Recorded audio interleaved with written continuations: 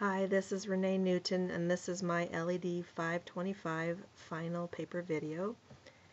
Many believe that commercialization and competition have blurred the lines between managing a profit and nonprofit business. But I contend that nonprofit leaders still need distinct skills to run a nonprofit business, and I'm going to talk about 10 of those that seem to be running themes throughout the research. For each of the 10, I'll include research behind and theories, reasons for the factors and why that skill is important, and biblical perspective. The first one is that nonprofit leaders should be driven by mission and social change, and they should drive others by that same mission. I'll talk a little bit about mission, money, and management from Herman 2010's theory, and Worth's talk about how the mission is the star we steer by. I'll also talk about Dim and Hudson's alignment tool and how you can be the right person for the right time. The second distinct characteristic is that nonprofit leaders must cater to a unique set of stakeholders.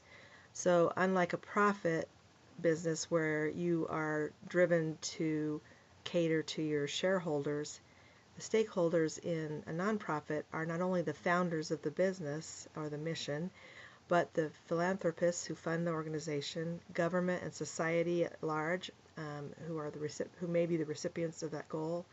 And this means that you also have a board that you cater to and members of society in need.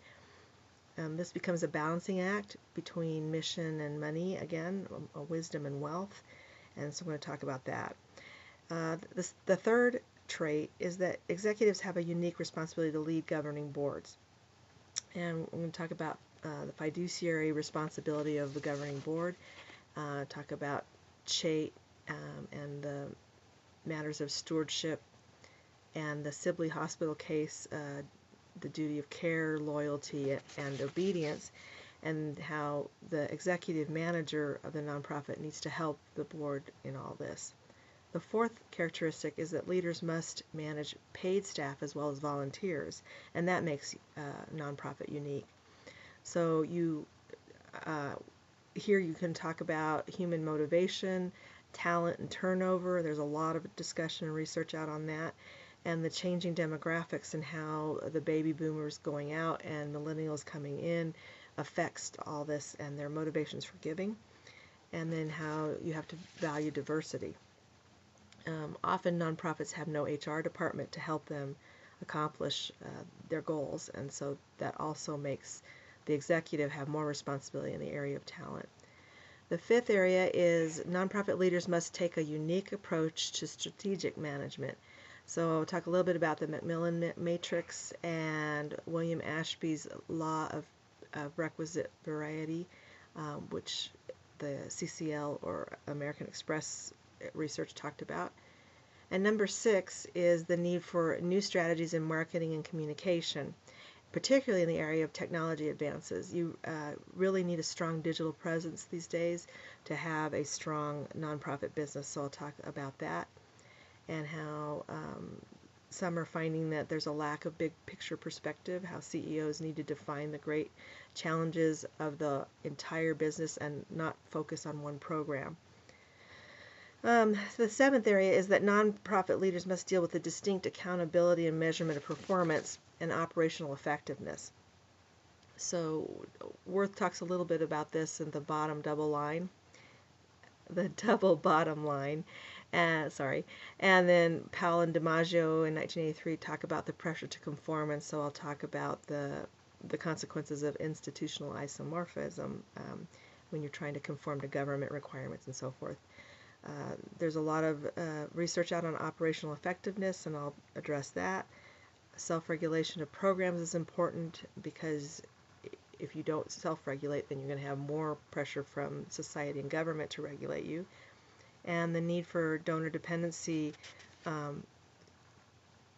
creates sometimes too much of a power influence from them, and so I'm going to talk about that and how there needs to be reform in that area. The Catherine B. Reynolds is a good example of that one.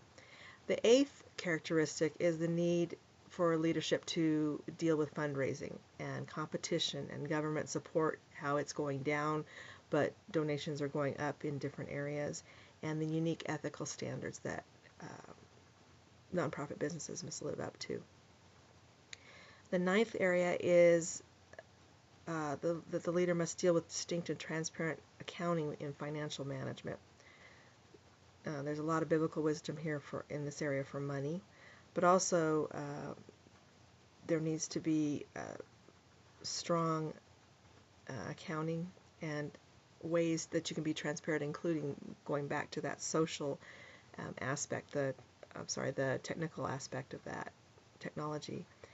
And then the 10th one is that nonprofit leaders must deal with unique business risks and should demonstrate social entrepreneurship and innovation, and I'll talk a little bit on that area.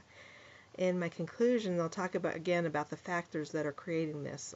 I mentioned some early on, commercialization, new kinds of companies coming about, a fourth kind, public policy for and against, and how demographics are changing. And then there's growing competition between profits and nonprofits. And that will be it. Thank you.